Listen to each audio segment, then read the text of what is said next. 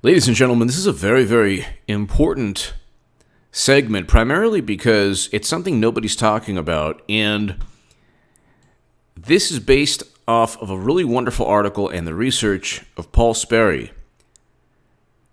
Nobody is talking about the fact that a team of partisan attorneys, many of whom, about 6 or 7 or so, gave around $50,000 to Democrats, including Madam Cyberhack, who's running again. Yes, she is. Let everybody know. I'm telling you, she is running again. But $732,000 they spent on contractors to help them, quote, investigate and research. To compile investigative reports and information. What? You mean the $30 million that American taxpayers gave to a 2-year probe into Facebook ads and Twitter bots and a Russian troll farm? Oh my God. I mean, is this national security? They have utilized, the way they say, do you want a foreign power to interfere in the election?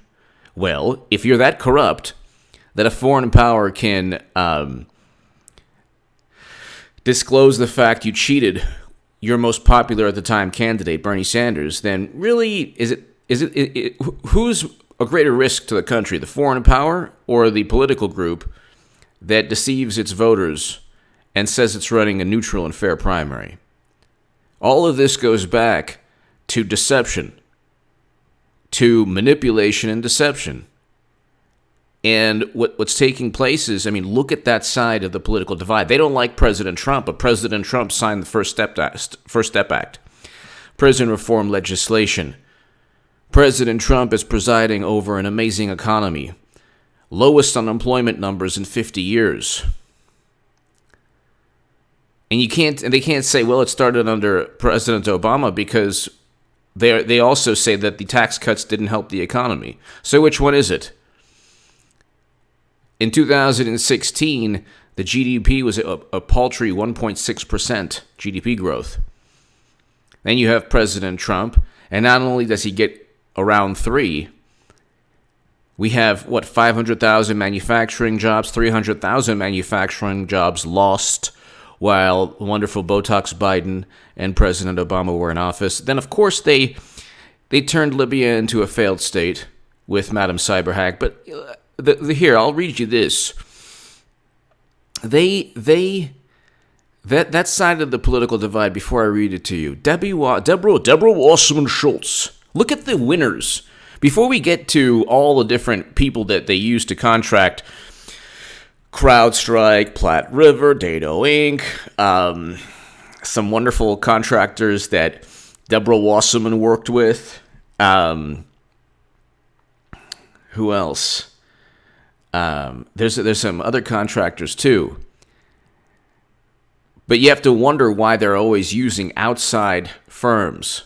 Like, they really don't trust. Oh, and then Clinton uses outside servers. But look at the Hall of Shame. You have Deborah Wasserman Schultz forced to resign in disgrace. You have Andrew McCabe, who's now under criminal investigation for lying under oath numerous times with intent to deceive, because the information that he leaked pertained to the Clinton Foundation, some ongoing probes that, of course, they just threw under the rug.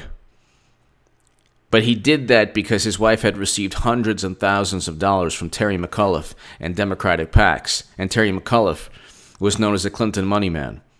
But so you had Debbie Wasserman Schultz and numerous other Democratic officials who were forced to resign in disgrace. Not Putin's fault.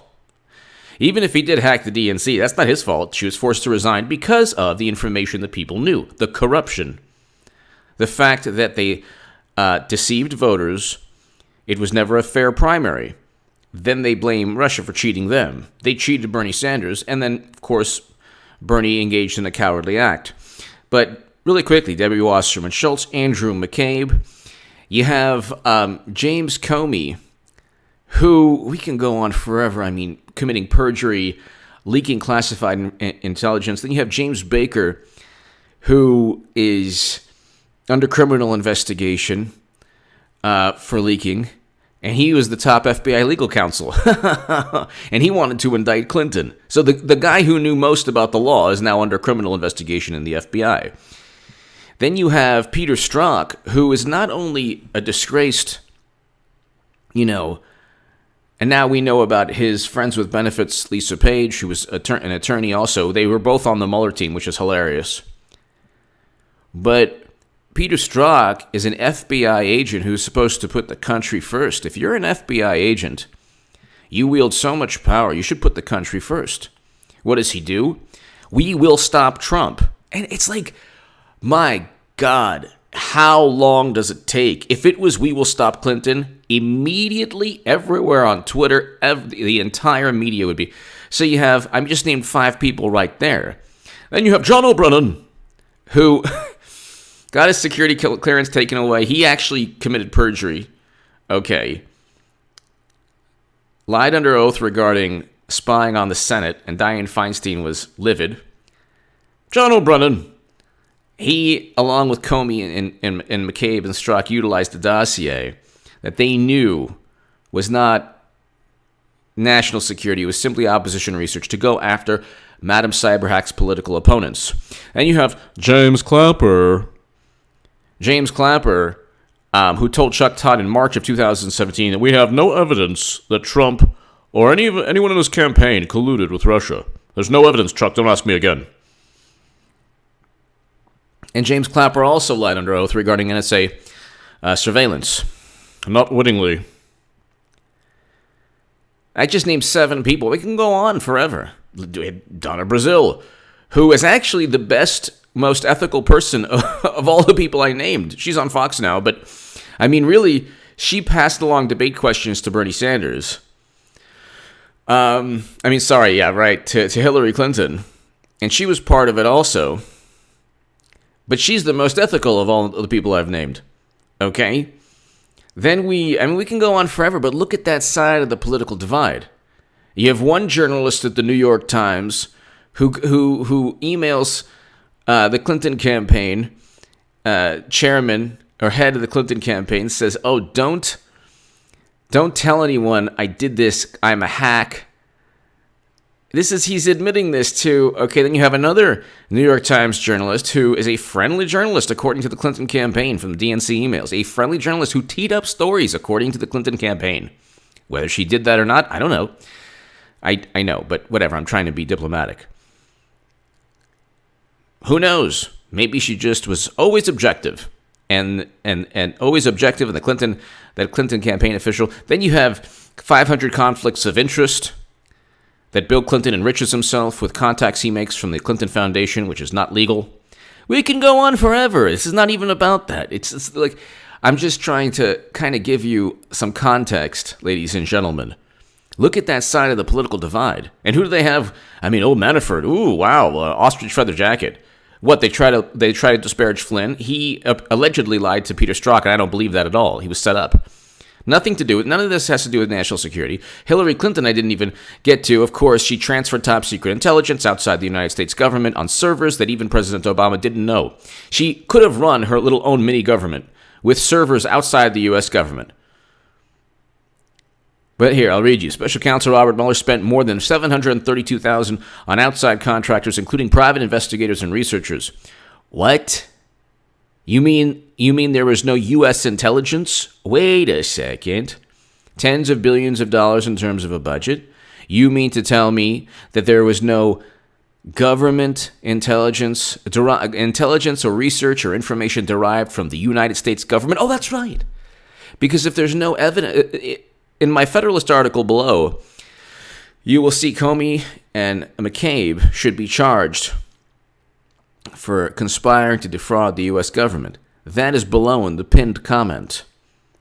My Federalist writings, my articles in the Federalist are below, and hopefully, if you see if you see just one article below, that means that the article that I'm waiting has been published, and that's an awesome one. So share that. That just happens to be if it's up. So you'll see that in the pinned comment. But if not, you'll see my usual whole bunch of different articles, and my Patreon link is below if you want to support my voice long term. And I want to thank everyone who does.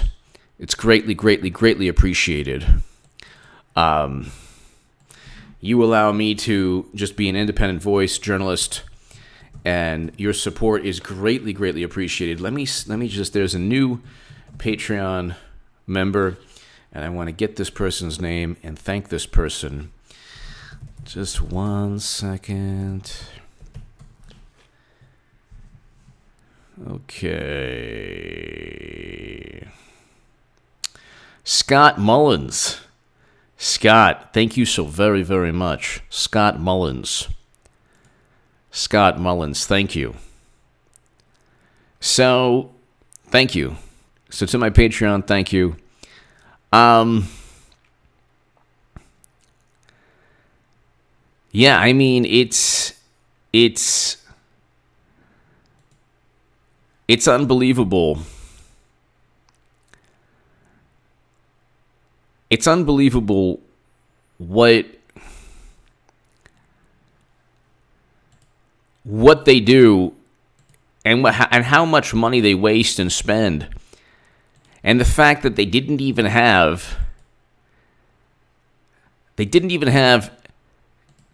obtain information. They didn't even obtain information derived from government sources. Special Counsel Robert Mueller spent more than $732,000 on outside contractors. Why? Why? Including private investigators. Why would they need private investigators? You have the FBI. Are you kidding me? And researchers? What, there's not enough researchers at all the other intelligence agencies? But his office refuses to say who they were. While it's not unusual for special government offices to outsource for services such as computer support, Mueller also hired contractors to compile investigative reports and other information. So it's like, why would they do that if there was so much evidence?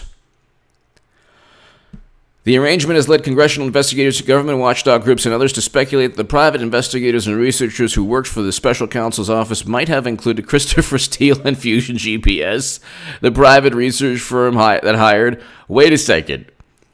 They might have utilized Fusion GPS after they already found out that their work was horrendous.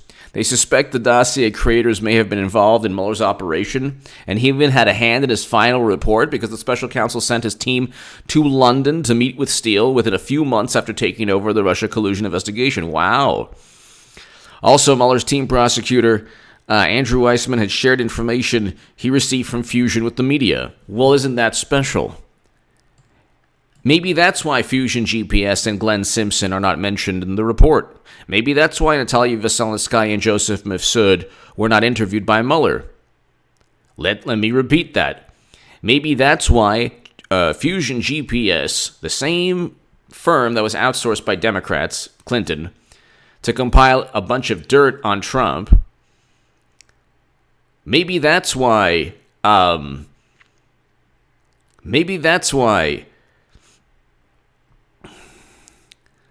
they're not even mentioned in the report.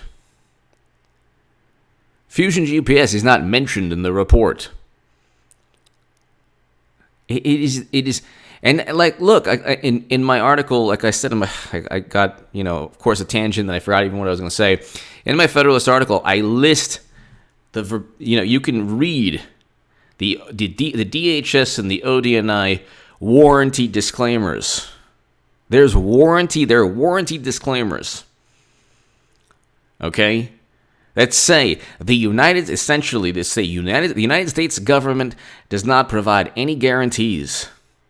And then it says almost verbatim, judgments should not be confused with fact. Judgments are based on available evidence that is often fragmentary and incomplete and could be false. They have judgments. Their judgment is that the DNC was hacked. The reality is that the government is not 100% certain. The government will not guarantee. Yet media and journalists, and especially Madam Cyberhack Clinton, are saying that, my God, it is set in stone, the gospel of truth. The Russians hacked the DNC. Why? To inform the country that Bernie Sanders was cheated. Well, that doesn't make any sense. Mueller even kept alive one of the dossier's most obscene accusations that Moscow had compromising tapes of Trump by slipping into a footnote in October 2016 text Trump lawyer Michael Cohen received from a Russian businessman who cryptically intimated stop flow of tapes from Russia. So what? Anyone can text you right now. Hey, did you bury the body?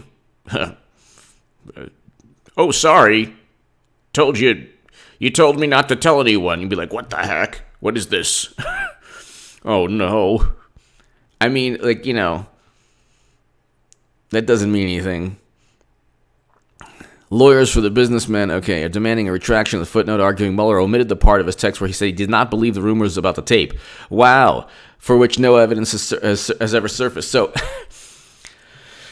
it's hilarious. They take it out of context. It's such, and this is the thing also, I keep saying this, it is not it's not sustainable. This is not sustainable. None of this is sustainable. None of this is sustainable. None of this can go on forever. The media is like the intelligence, quote-unquote, community. They gravitate towards power. You saw it in the Bush administration. Then you saw it eventually more so than ever at the end of President Obama's administration. Now Clinton has a stranglehold on the media where they're beholden to her. It's beyond belief. You think all of this is for Botox Biden? No, not for Botox Biden. It's all a farce, a sham. There's no way that he goes into, at this point right now, think of it from Clinton's perspective. At this point right now, Biden would easily win the Democratic primary. He wouldn't even have anyone challenge him. Nobody. He's even up in New Hampshire. Nobody would check. Bernie is running on the fumes of 2016 when people like myself, when I wrote 100 articles in the Hill, the Huffington Post, and Salon saying that, Clinton is a criminal and Bernie is the only chance Democrats have to win. Clinton is unelectable. But, of course, that was seen as blasphemy. So I was kicked out of the club, which is great. I'm so happy. Even on Twitter now, people are like, you're the next H.A. Goodman. They say this to Michael Tracy. The poor guy is he's being piled on for just having integrity and telling the truth. And he doesn't like Trump. He's on the left, and the left is just hating on him every day. They're actually trying to call him my name as an insult, which I find both a badge of honor and hilarious. Not that they're trying to disparage anybody. No. I think, like I said, Michael Tracy is an honorable guy. He probably disagrees with me on most things, but he doesn't deserve the way they're treating him. That's the way they tried to treat me, but I was a little bit too, I guess, I don't know. I wanted to leave that side of the political divide. Eventually I did. Or I should say, I didn't want to leave until Democrats sued the Loch Ness Monster, the Tooth Fairy, Assange, Trump, and Russia. Then I had enough. But I think it's terrible what they're doing to Michael Tracy. I do. And again, he disagrees with me on politics. He's not a Trump supporter. He's firmly on the left. He's a progressive. And he's honest. And like Tulsi Gabbard, who's honest about the Russia nonsense and wants to end counterinsurgency conflicts. The Democrats will never, liberals and Democrats and many progressives and people to the left of Bernie who claim to be like these moral voices who will eventually vote for Hillary when she runs, like the hypocrites they are, they can't allow any deviation from their groupthink. If you dare engage in any heresy, they'll try to descend upon you. Daily Beast wrote an unethical hit piece on me. I didn't do anything other than having my articles go viral because I had the pulse of what was going on back then. And I was right. Clinton lost, said she would lose. She lost. And I said that only Bernie Sanders had a chance, and only he did have it. He was the only person they had. Now there's hashtag Bernie would have won, but I was, if you deviate from their line of thinking, they just descend upon you, and they don't even want to debate you. They just write hit pieces. They try to marginalize you. They try to knock you out. They try to, hurt you in terms of your reputation, all that. But see, it doesn't work. Because if you keep plugging away and you actually deal with facts and you keep getting published, like I am getting published now in the Federalist, and it's the best. I think it's the best conservative publication in the country. And of course, there are Twitter haters, trying to disparage. It doesn't work. It doesn't work because if they don't focus on your actual ideas, then they can't hurt you. They can't hurt you. They try to demean you and disparage you, but at the end of the day, it says more about them than you. And that's why my channel has grown, my voice has grown, my writing is better than ever. So it didn't work with me. I hope that Michael Tracy does not succumb to any of the nonsense. And he's debated a bunch of people on the left, and it's like these people use the debate as a platform to just double down on the Russia nonsense. Did you know that all the information we learned? Yeah, we knew all of it. We knew all of it, okay? The ODNI and DHS reports. Read them. Read the reports. They have nothing. That's why they had to use contractors. And Trump's administration is playing also somewhat of a dangerous game, not because of President Trump, but they shouldn't, whether it's Dan Coates or anyone else or Christopher Wray, they shouldn't promote this nonsense. So, the Russians are coming back. It's like your budgets aren't going to be cut. Americans don't care. We do not care. So Christopher Wray the FBI should not be promoting this nonsense. No one cares if Russia hacks a political party and discloses their corruption. If anything, the Washington Post should be doing that. But nobody cares.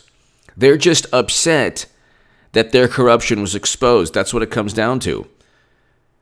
And they had nothing. They illegally obtained FISA warrants. We learned that. So, you can count the crimes. Comey leaked classified memos. Comey committed perjury. A bunch of them committed perjury. Comey and McCabe have differing stories regarding who allowed who to leak information. They're all over the place. They spent 2 years. They found nothing. Now, without the Mueller, the special counsel, that was like their actual, that was their ticket. That was their meal ticket. Now they have nothing. Now Trump and I am and you are, and there's a whole bunch of great people out there. People are finding out, peeling the layers of this putrid onion, and finding out how nasty all of this is. This is nasty, and it's not sustainable. The left is the most, right now in America, because they've switched places. Conservatives and liberals have switched places on so many things. Free speech. It used to be the conservatives who wanted to police your speech and your thoughts. It used to be the conservatives who wanted to pontificate and judge you. Now it's the liberals. And with liberals, there's no chance for either retribution or forgiveness, except when Joy Reid or other people, Cenk Uygur, other people write, homophobic or racist blog posts, and then, oh my God, I'm sorry, I'll, please forgive me, I was a conservative back then, or, or whether it's Justin Fairfax or Keith Ellison when it comes to being accused Where the women who have accused them, do you see them being listened to or championed by the left? I mean, you can't find a more insidious. And then Ben Shapiro had a debate with a pretty well-known, I forgot his name. He's a very well-known, accomplished journalist for the BBC. But this guy had a funny shtick that if he ever debated me, I would just, drop the sledgehammer. He was just like, Medicare for all. It seems that the left has all the most wonderful policy ideas, and the right just seems to be stagnant and, want to lead everyone to destruction. Well, I would have simply said, having been on the left, where are the votes for Medicare for all? They're even deceiving their own voters. There are no votes from, and I'm going to continue saying it because there's about 6 or 7 themes I just repeat every segment. But I have to. It's like therapy for me. Depending where you are on the political spectrum, it might be therapy for you also. AOC is more enamored with the trash disposal than actually pushing Medicare for all legislation. Where's the bill? I believe Pramila Jayapal has a bill in the House. Bernie has a bill in the Senate. Why don't they vote for a bill? Where is the vote? So then they can say Trump vetoed Medicare for all. Why are they? I mean, they just talk. What about abolishing ICE? She promised to do that. Where's the bill? $15 minimum wage. She promised that. Where's the bill? The second she got into Congress, the freshman class of the progressives, quote unquote, yeah, right. They regressed into McCarthy era politics. We're the boss. Oh, really? You're the boss, huh? We're going to see your taxes, and we're going to see you Trump Russia, you did this, you did that, you worked with Russia. It's like, oh my God, nobody cares. Nobody cares. And they deceive, they use these. So the BBC journalist, he was like, he didn't realize that they just utilize these policies to deceive and manipulate and get the votes of millennials or 30-year-olds or people in their early 40s who are like, oh my God, the planet. Yeah, it is an important issue. Oh, important. Like, President Obama presided over the largest expansion of domestic oil and gas production in U.S. history. And then he drank a water filled with lead, allegedly, and said, yeah, everything's fine in Flint, no problem. If Trump did that, oh my God, it would never stop. Could you imagine? He drank water to deceive the people in a community that was suffering from, poisoned water. But they stop at nothing. They have no... It's one thing to be too religious and to be too judgmental. It's one thing to say, well, God doesn't like this, or, you're going to, suffer in the afterlife for this or that. That's not good. It's one thing to be to pontificate too much from a theological vantage point. But the left, because it's completely devoid of any sense of a higher power, what they've done is then utilized this Twitter theocracy, where all the voices who shouldn't be amplified are now just, oh my God, this garbage disposal. Oh, look at my resolution.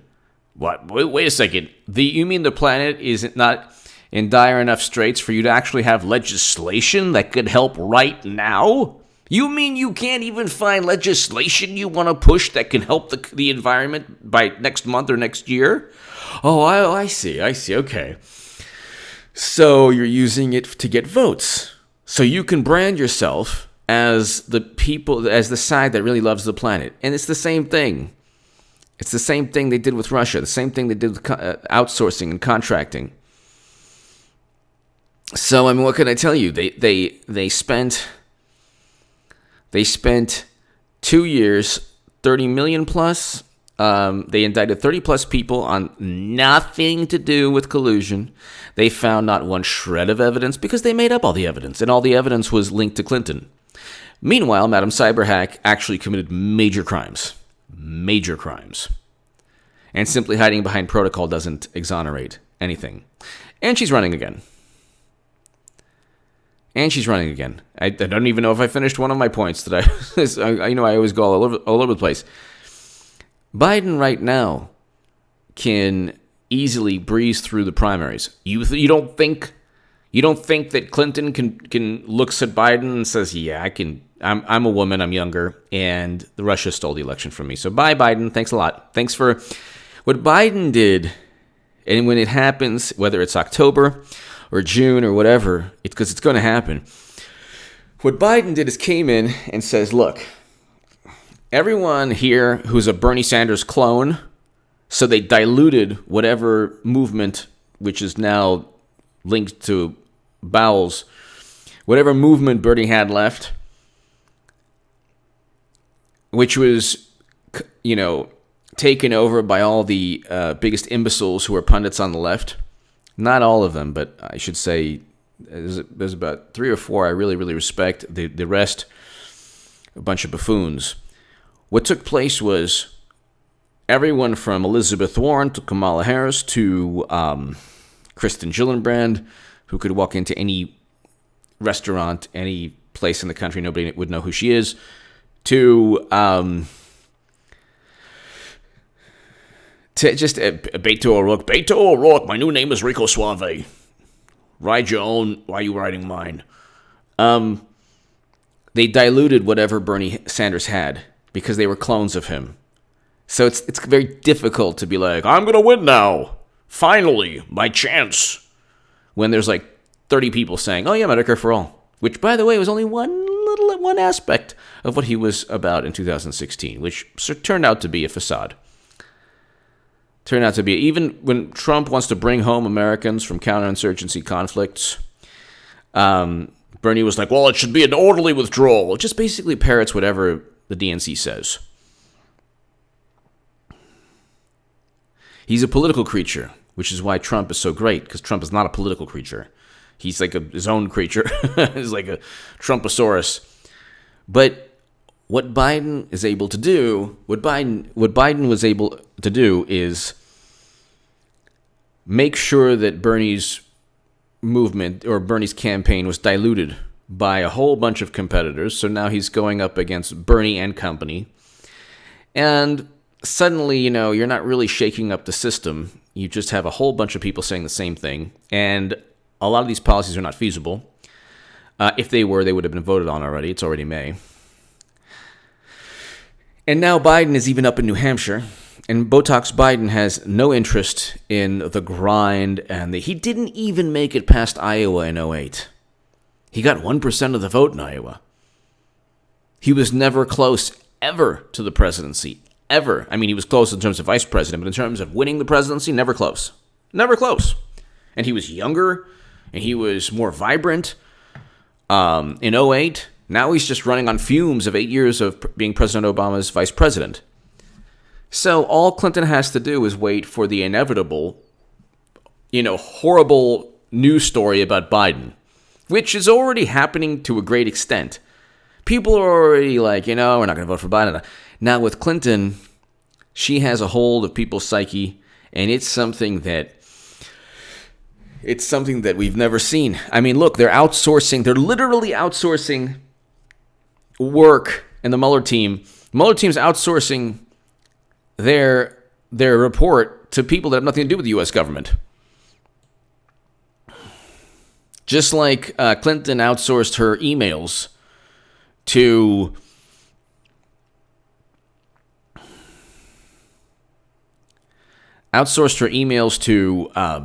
Platte River and Dato. And just like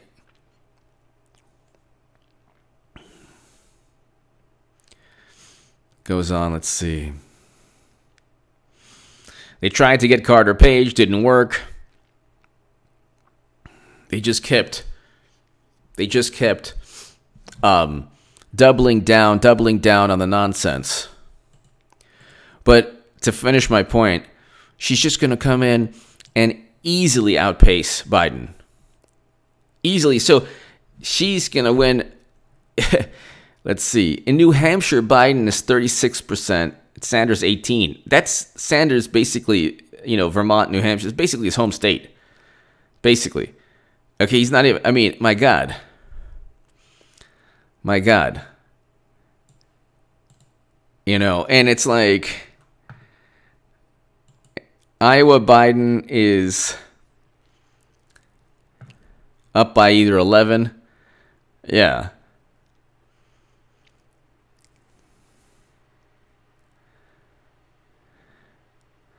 $11 in a whole bunch of polls, or 4 or 5. He's even up in New Hampshire. California, of course. Biden up by 8. Okay. And California they did that for Hillary out of cyberhack. That's in early March, Super Tuesday, along with Texas. California was at the end of the primary. She was the presumptive nominee. She couldn't even... she won California. She was still the presumptive nominee. She couldn't even... They made sure this time around that they paved the way. It was scorched earth policy. Oh my God, was it scorched earth policy for Clinton to just possibly do anything possible. For Clinton to just have the most accommodating political landscape within the Democratic Party. Now you have one major political operative on the left pretending to be this big Bernie Sanders fan when he was the biggest opposition to Bernie. I'm not going to say his name, but this is the guy who tried to complain about me, and then the other day somebody called him me. You're the new H.A. Goodman, which is hilarious. Which is hilarious because this Democratic operative, he's well known within that world, very well known. He's like I guess the foremost Hillary Clinton operative. He's now courting the Bernie Sanders faction, which is hilarious. And if you can't see all of this unfolding, like in terms of the broad landscape, I'm good at looking at the broad landscape, okay? I'm not right about everything, but I have the pulse of what's going on most things. On most things on this channel, most things, I've been right. And I can tell you what they did is just, it's not even brilliant. It's just pretty, overt. They had Biden come in. Biden's cleaning house. And like a fullback to a running back, fullback blocking for a running back, Clinton's going to come in now. So, by the way, happy Mother's Day to all the wonderful and amazing moms who watch this channel. Thank you so very much for watching. And what can I tell you? All of this, and people say, oh my God, you obsess so much. No, it's just that everything that's done in the Democratic Party, everything that has been done since 2008, from President Obama appointing Clinton, who didn't deserve to be Secretary of State, and we saw what happened there. Top secret intel outside the U.S. government, Libya, and go on forever. Honduras, Haiti. She did not deserve to be Secretary of State. Christopher Hitchens was 100% right. He debated a salon editor who really loves my work. And he was 100% right. This is on MSNBC when these stations weren't an extension of the Clinton campaign. And when President Obama won, and then 2015, 2016, the media circled the wagons around the Democratic Party. They said Clinton was going to win. They were completely humiliated. Then they said Trump worked with Russia. That was the insurance policy that Peter Strzok was talking about. They were humiliated again, and they're still circling the wagons with obstruction. And now Trump is fighting back, and now Trump is finding out who committed all these crimes, and we have a litany of people from Comey, Strzok, McCabe, Clapper, Brennan, all of them. And now they're saying, oh my God, he's going after his political opponents, but they went after him. That's what they did to him. They also worked with Russia and the Ukraine, and they also tried to undermine him, and they cheated Bernie Sanders. So they are guilty of everything that they accused Trump of, which is why Trump is a heroic figure in all of this. Trump is a heroic figure in this. He might, because he's going to come out more powerful than ever when he wins in 2020. And so if he misuses his influence, that'll be a different story. But at this moment right now, he's a heroic figure because he's going up against a system and a machine and a paradigm that there's not one individual who could have withstood all of this. Literally, there's not one person on the planet who could have withstood all of this, really. And he fought against every corrupt intel official, the Democratic Party, the media, Clinton. It's amazing. Give me your thoughts below. What are they doing? Outsourcing, just contracting information.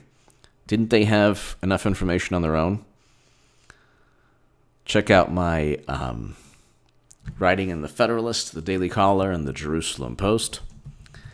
And ladies and gentlemen, you have yourself a really wonderful Sunday.